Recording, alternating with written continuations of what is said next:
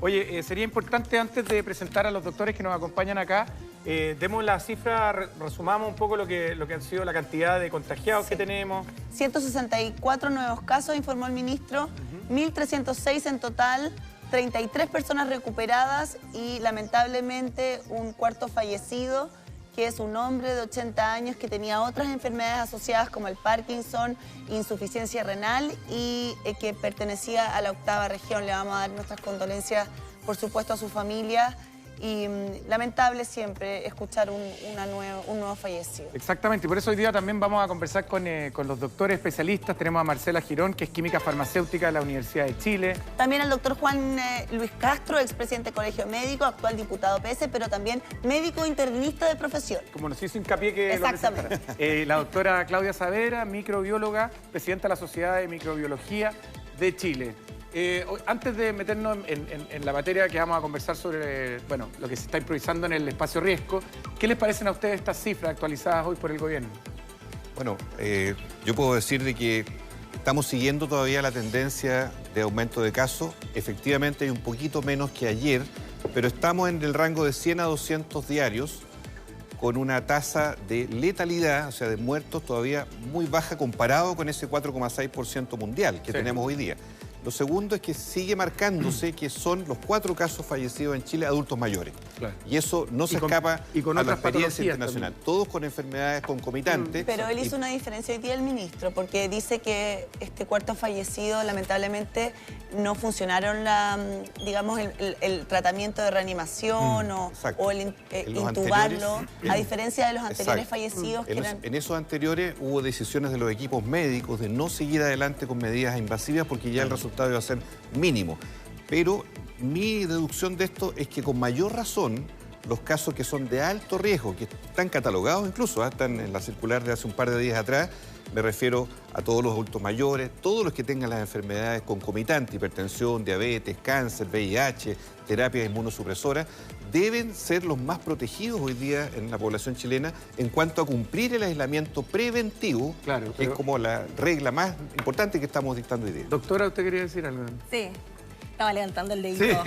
Sí. Muchas gracias por la invitación. Gracias. Antes de comenzar a argumentar en relación a lo que usted está hablando, quisiera agradecer la invitación porque estoy aquí en representación de la ciencia. Es súper importante que comencemos, ¿no es cierto?, a tomar de las referencias y la evidencia científica y la forma en que ha venido trabajando el Ministerio de Ciencia ha sido fantástica. Estamos celebrando, por eso quiero decirlo hoy, lo estoy poniendo en voz alta, que se va a crear una red de laboratorios que no son los certificados antiguamente por el ISP, sino que están en las universidades y eso nos permitiría ampliar el número de testeos diarios que se puedan hacer en un 10% aproximadamente, y eso ha sido una labor conjunta de la sociedad científica con el Ministerio de Ciencia. Y recalcar que eso es muy clave, lo que usted menciona, que se puedan hacer más muestras diarias, porque justamente Corea ha sido tan exitoso en combatir el coronavirus por eso, porque tenía una amplia muestra, ¿cierto? Pero en relación a lo que usted comenzamos a hablar del número de casos y lo que usted comentaba, hay que mirar los datos cuidadosamente, y un trabajo que está haciendo la gente de informática que trabaja con el Ministerio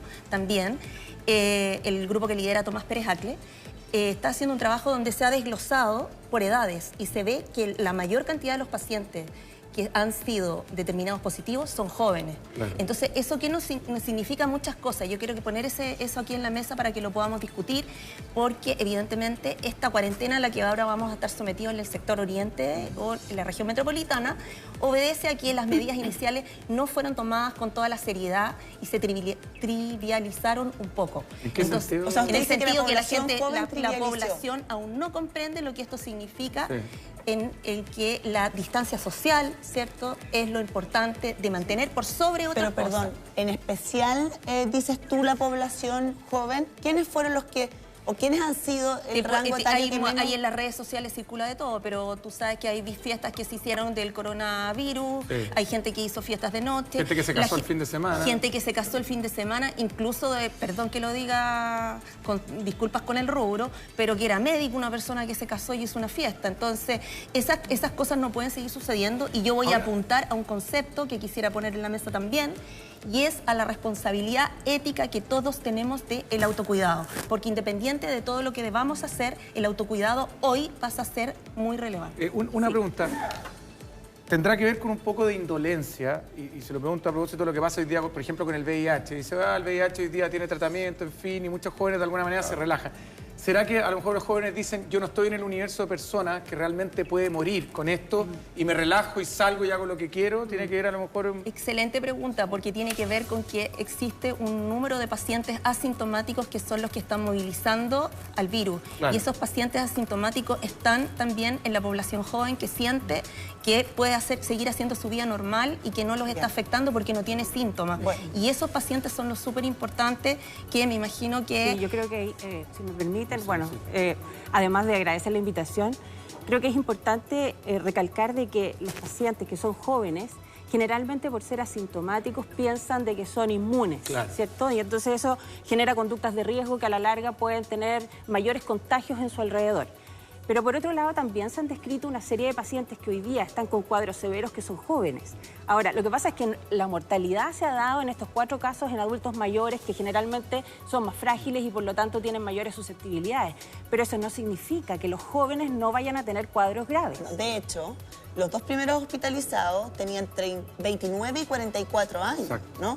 Sí, Claudia. Yo creo que hay un dato bien importante que puso la CDC, y es que al evaluar, por ejemplo, a Estados Unidos, que es el país más rico del mundo, o uno lo cree que tiene una de las economías más fuertes, no puede manejar esto, y a nivel de las personas jóvenes, en el rango de los 20 a los 44 años, aparecía la población que estaba más enferma y hospitalizada, al menos en el inicio de la infección. Ahora, ahí hay una responsabilidad de los papás también, yo creo, ¿no, doctor? Yo comparto plenamente lo que han dicho mis 2 colegas, porque efectivamente la portabilidad en personas jóvenes, el rango de 20 a 44, está muy fuerte en nuestro país. 20 a 44, aproximadamente. ¿es un rango fuerte que transmite el virus? Muy Sí. fuerte, claro, porque puede ser con síntomas leves o sin síntomas. Pero además, hace 2 días el Ministerio dijo algo muy importante, la definición de contacto estrecho. Claro. Porque eso como que estaba ahí rondando en el aire y lo definió de la siguiente manera, que tenía que tener un contacto con alguien positivo, para que se clarifique, pero además una de las siguientes condiciones, que hubiera estado 15 minutos a menos de 1 metro de distancia, a lo menos, en contacto con esa persona, o que hubiera pernoctado, que viva con esa persona positiva, o que hubiera estado en un espacio cerrado por más de 2 horas, o que hubiera ido en el mismo medio de transporte, bus, avión, lo que sea. Esa definición hoy día, que obliga a cuarentena, pero además, y esto es bueno que la gente lo sepa, da derecho a licencia médica, ¿eh? O sea, es muy importante porque hay mucha gente que nos llama y nos dice, mire, me dijeron que era contacto, que era sospechoso, estamos esperando el resultado, no puedo ir a trabajar, pero también mi empleador no me acepta porque no tengo una licencia médica. Eso se ha resuelto ahora y es bueno que la gente lo pida, lo exija, además para que no vayan a otro médico, un segundo médico, un tercer médico pidiendo este instrumento que es la licencia. Volviendo al tema de los jóvenes también, bueno, ustedes son especialistas, Claudia, yo creo que, ¿qué más, por ejemplo, puede salir de todo del cruce de información también? Eso. O sea, no te entendí muy bien lo del cruce de información. Yo creo que al revés, hay tanta información que muchas veces la gente no tiene a lo mejor el mensaje claro por el exceso de información. Entonces, en el caso de la gente joven, una de las primeras medidas que se tomó, ¿cierto?, fue suspender las clases a nivel de colegio y de universidades. Perdona pero, que por te interrumpa, ejemplo, pero a lo que voy yo es, ¿por qué hoy día el mensaje, está bien, las medidas, la cuarentena, todo lo que... Pero ¿por qué el cruce de información es? ¿Por qué el mensaje no es más directo? O sea, no tiene que ver solamente con si tú te contagias o no. Tú eres joven, tú le puedes generar la muerte a otro, que sea adulto mayor. Tú puedes, porque al transmitir el virus se lo pasa a la población en mayor riesgo. A eso es lo que voy, como hacer un hincapié más fuerte en eso. bueno, pero yo creo que tiene que ver también con una cosa cultural que vamos a tener que cambiar. Pues el chileno es refractario, ¿cierto?, a las indicaciones y a las instrucciones. ¿Por qué Cuesta no explicas mucho. eso? El chileno es refractario y en especial, ¿qué grupo etario es más refractario? Exacto. Mira, no sé cuál es el grupo etario refractario, yo diría que toda la población. Dime cuántas personas al día, por ejemplo, cruzan por la mitad de la calle o están en una esquina esperando el semáforo y no se aguantan y cruzan igual. Entonces eso te demuestra que hay una cosa cultural. O, por ejemplo, antes cuando uno estaba en el supermercado esperando en la cola del pan, ¿cuántas personas te pasaron por encima y sacaron el pan primero? Y pensaron, y salieron y socialmente nadie los castigó porque mostraste el pan y dijiste, oye, me saqué el pan primero y todo, y no pasa. Entonces yo creo que ahora, precisamente, ese cambio cultural se tiene que extrapolar a todo. Yo me refiero al metro, por ejemplo. ¿Te acuerdas que el día lunes creo que hubo una foto que empezó a circular donde toda la gente, cuando el metro no se había abierto, la gente estaba afuera? Entonces, a eso me refiero. O sea, tenemos medidas gubernamentales, los científicos decimos cosas, los médicos nos dicen otra, pero ¿dónde queda nuestra responsabilidad de haber esperado el metro afuera con distancia? Bueno. Entonces, ahí viene un punto difícil también, porque yo creo que aquí viene una coordinación de todos los niveles sociales, de todos los niveles de la sociedad, por decirlo de alguna manera, donde los empleadores, por ejemplo, nos tendrían que decir que podemos llegar 10 minutos más tarde o que no tenemos que subirnos, por ejemplo, si alguien nos manda a buscar en un transporte, en ese transporte no sentarnos todos juntos y a lo mejor si ese transporte es para 4 personas, ahora es momento de que nos subamos 2 o si son 6. No pueden estar todas las personas, la cercanía pasa a ser muy importante. Por ejemplo, yo por suerte no tengo a nadie y está seguramente saltando algunas gotas de mi saliva y probablemente estoy dejando infectado, pero no se preocupen, traje mi alcohol gel. No, nosotros estamos limpiando también todo el tiempo. Es que habla súper, perdona, habla muy bien, muy clara, y yo creo que el gran problema que hemos tenido estos últimos días, Diana, es que, por ejemplo, veíamos hoy día la cantidad de información que hay, o sea, cómo saco un permiso, cómo hago esto otro, qué puedo hacer, qué no puedo hacer. Entonces, yo no sé si los científicos se han escuchado en ese sentido. Yo creo, si me permite, que vamos a poner a prueba todo este cuestionamiento desde hoy a las 10 de la noche en las 7 comunas. ¿Por qué?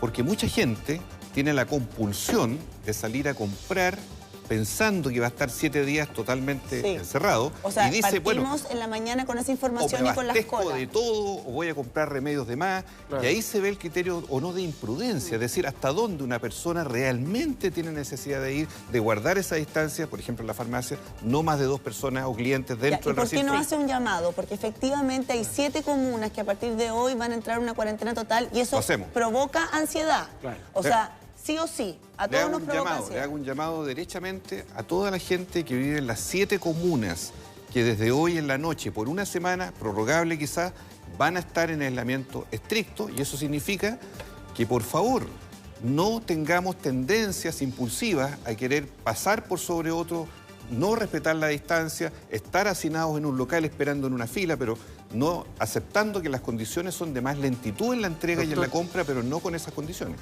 Llevamos 24 días ya en esta crisis, Claudia, y efectivamente todavía yo creo que hay gente que de repente tiene la siguiente actitud de decir, ya, yo estoy en cuarentena, pero tengo que ir a comprar un par de cosas a la esquina, voy y vuelvo, ¿qué me va a pasar? O voy y vuelvo, ¿qué voy a traer de vuelta? Todavía hay gente que a lo mejor no se... Y hasta antes de la cuarentena todavía había gente que se juntaba con pocas otras personas, pero que se juntaba. Es más, hasta el fin de semana pasado. Sí, de hecho, que hacía comidas en su casa. Entonces, ese es el tema que yo digo que tenemos, del cual tenemos que ser conscientes también. Yo creo que además hay un tema cultural, como decía Claudia, pero hay una... Basta con que a la gente le digan que no puede, parece que le dieran más ganas para hacerlo. Exacto. Eso yo creo que hay una cuestión de conducta. Pero por otro lado está una sensación de acaparamiento respecto, no tan solo en los supermercados, lo mencionaban también en términos de lo que ocurría en las farmacias. Se ha visto y lo han descrito una serie de farmacéuticos, tanto el Colegio de Químicos Farmacéuticos como otro tipo de asociaciones, de que existen pacientes que están llegando a la farmacia a buscar medicamentos que tienen dudosa evidencia respecto de los beneficios, pero igual han solicitado los productos por si acaso les pudiera servir. Claro. Entonces, ¿qué es lo que significa? Que los pacientes que efectivamente sí lo necesitan para tratamientos crónicos, hoy día se quedaron desabastecidos. O sea, significa 2 cosas. 1, hay personas que se quedaron desabastecidos y 2, es muy malo automedicarse. ¿Por qué no le explicas eso a la gente? Hay un componente de automedicación que tiene un montón de efectos adversos y riesgos. Estos medicamentos están lejos de ser inocuos, tienen un montón de efectos adversos que son severos. Inclusive hemos visto en las noticias que tanto en Estados Unidos como en Nigeria hubieron casos de pacientes que, haciendo caso a recomendaciones, a mi gusto, poco prudentes, dieron lugar a que pacientes usaran medicamentos como la cloroquina o la hidroxicloroquina. Hasta el presidente Trump habló de los beneficios de la cloroquina. Justamente a eso me refería, y entonces los pacientes lo usaron y a los 30 minutos un paciente se murió y hoy día su esposa está en unidades de cuidado intensivo. Claro, pero hoy día hay que hacerle caso a la gente que está autorizada, a la gente que tiene que ver con la salud. Y en ese sentido vuelvo al punto, Claudia. Nosotros actuamos muchas veces cuando sentimos miedo. O sea, yo tengo miedo de que esto me pueda generar la muerte, entonces me cuido. O entonces tomo todas las medidas. Pero cuando digo yo ya no soy población, no soy población en riesgo de morir, entonces me relajo. ¿Actuamos así en Chile o en el mundo en general? Bueno, yo creo que una cosa que yo he dicho antes es que hoy tenemos la posibilidad de ver el futuro en tiempo real. ¿Por qué tenemos la posibilidad de ver el futuro en tiempo real? Porque nosotros podemos mirar Italia, el ejemplo de España, Europa, exacto. en el que vemos a Italia, España, ¿cierto? Y podemos mirar a Estados Unidos. Y esas son precisamente las comparaciones que se han ido haciendo y que son súper importantes para saber cómo tomar las medidas, porque eso nos permite, al tomar los datos y cómo esos datos de infección diariamente se van ¿cómo se llama? Van extrapolando. Sí, ¿qué conclusiones Entonces yo podemos creo sacar de que esos esta casos? medida de la cuarentena obedece precisamente a que los científicos fueron escuchados y que las estadísticas y los análisis que se hicieron de los datos de Chile comparado con los externos, ¿verdad?, nos permiten hacer esta proyección y tenemos que acatar esta cuarentena. Eso es por un lado. La segunda cosa que yo diría que es aportando lo que tú decías, Marcela, es el tema de que no existen antivirales, no existen compuestos, no hay un remedio definido que uno pueda tomar. Por lo tanto, uno no tiene por qué ir a la farmacia a comprar algo que nos vaya a quitar, ¿no es cierto?, esto por si acaso o por si nos da.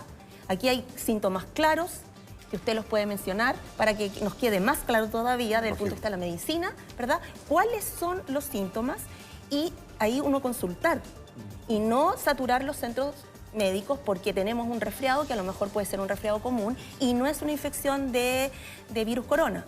Por otro lado, está el hecho de que efectivamente, como mencionó usted, la cloroquina, hay estudios, porque yo creo que también hay que darle valor a la investigación científica, hay estudios que muestran que efectivamente la cloroquina en algunos pacientes disminuían la carga viral. Sin embargo, no hay suficientes estudios. Hay 80, en este minuto creo que hay aproximadamente 80 y tal vez más estudios que se están llevando a cabo con posibles compuestos antivirales. De hecho, la cloroquina se ocupa para otro tratamiento que tiene que ver con la malaria y con la... Marcela, me olvidé. ¿Qué otra cosa? Lupus, artritis reumática. enfermedad Pero autoinmune. perdón, la persona que murió en Estados Unidos había tomado cloroquina, ¿no? Claro, la persona había tomado cloroquina, pero lo hizo siguiendo una recomendación que por un comentario que había hecho el presidente Trump a través de me parece que fueron no sé si fue una entrevista o fue en los medios sociales.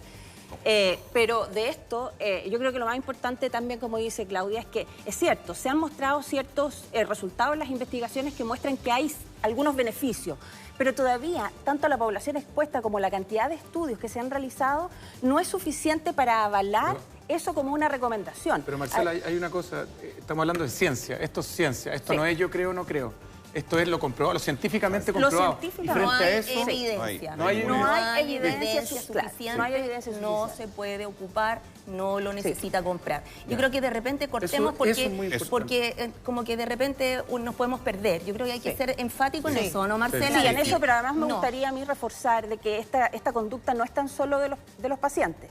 También se han recibido recetas médicas en las farmacias por parte de algunos profesionales que quizás no han ponderado la información que está disponible hasta el momento y quizás respondiendo a la presión del mismo paciente, etcétera, dan una prescripción médica y ante eso los profesionales que están en la farmacia tienen que decidir si lo guardan para aquellos pacientes que efectivamente tienen un diagnóstico para el cual existe evidencia que esté avalada o se lo venden efectivamente a estos pacientes por si acaso. Oye, Para precisar los importante, síntomas. Doctor, un segundo. Decirle a la gente, ¿usted tiene dudas?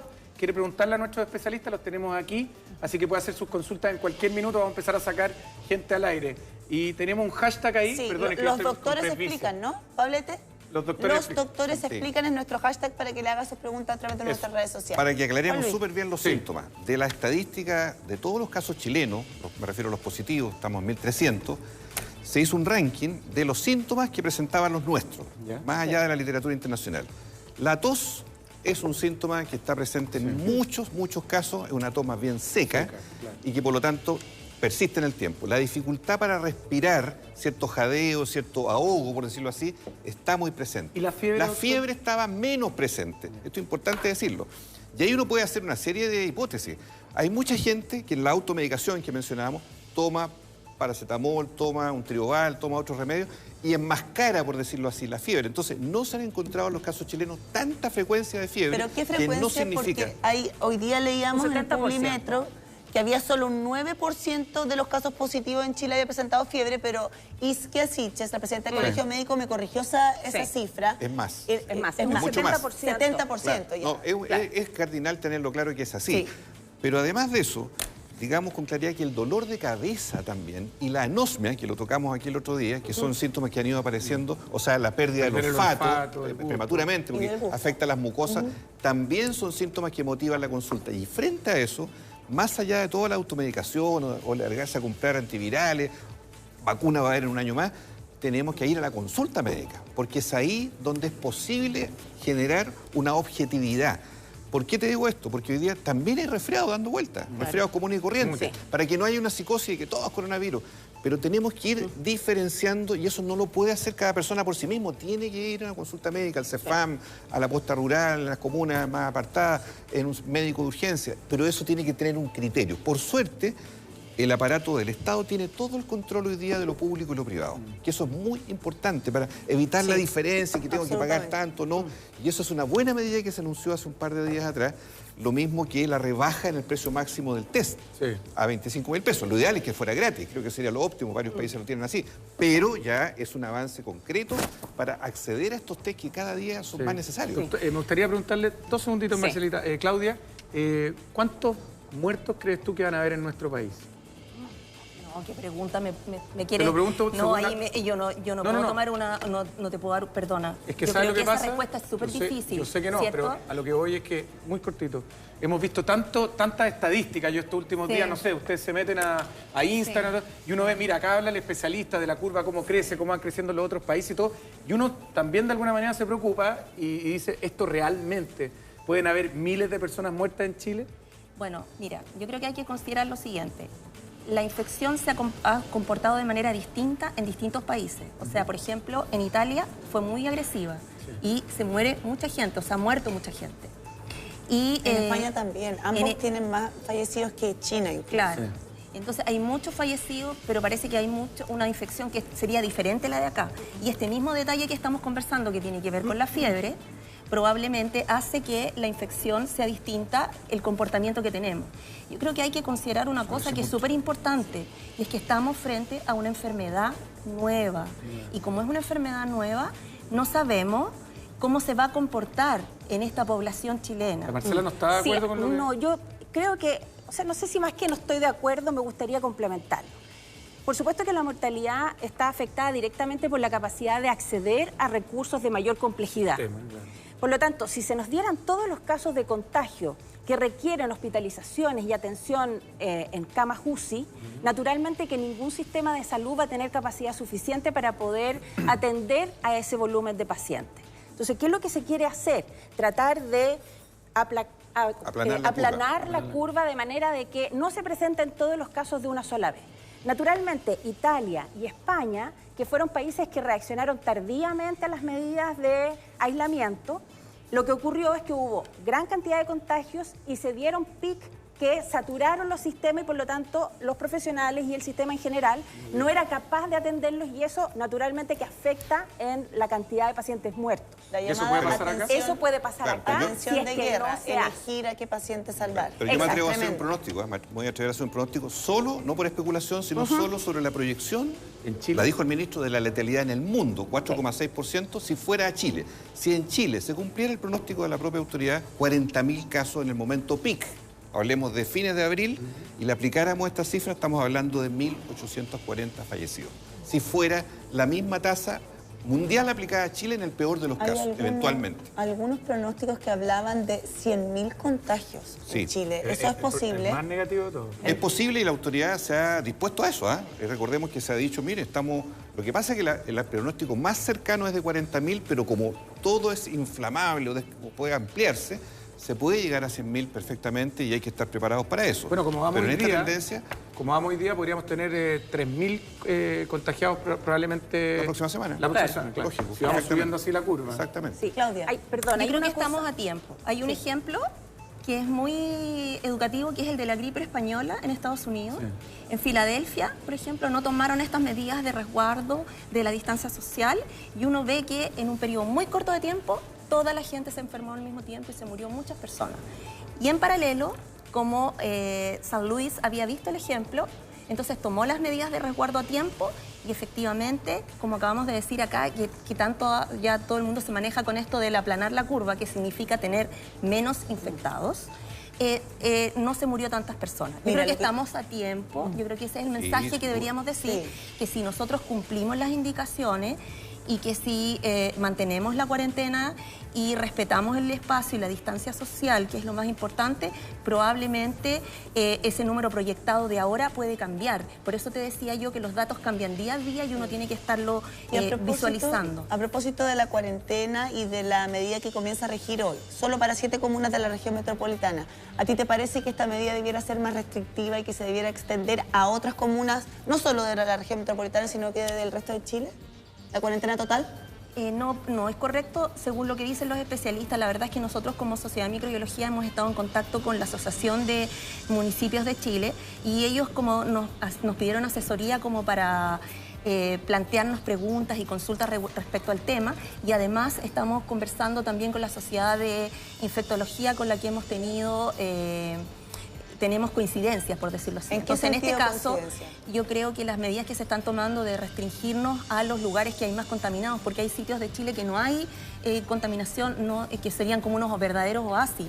Entonces, lo que tenemos que hacer es tratar de que no se produzca movilidad y que la gente que es asintomática o que no tiene síntomas, que no siente que está enfermo o que porta al virus, como si los tuviera. Actúa como que es normal, claro. Y esa persona es un vector que se moviliza por el país. Entonces, esa yo creo que es la mejor de las estrategias. Yo discrepo no tanto de ella, sino más bien de la estrategia general en lo siguiente. Me tocó contactarme anoche con un destacado médico chileno, Felipe Terán, que es intensivista en Nueva York, que está en la línea de fuego, y ve cómo están desbordados en este momento en Nueva York, precisamente por la cantidad de escasez de camas, de ventiladores, y él hacía una crítica a esta pregunta muy razonable. Decía, ¿cómo va a ser posible en urbes tan grandes como capitales tipo Santiago u otras, separar y dejar un perímetro conocido para que la gente en esos bordes ilimitados en las 7 comunas con el resto pueda no haber flujo de personas o de tránsito que evite la transmisibilidad? Claro. Es muy difícil, va a estar a prueba desde mañana. Mañana vamos a estar sabiendo si de verdad hay cumplimiento o no, porque lo que recomiendan, por lo menos los que piensan como el doctor Terán, yo pienso lo mismo, debiéramos ser más estrictos en cuanto a que el conjunto de la región, que tiene el 60% de los casos de Chile, tuviese un perímetro sanitario más duro, más estricto.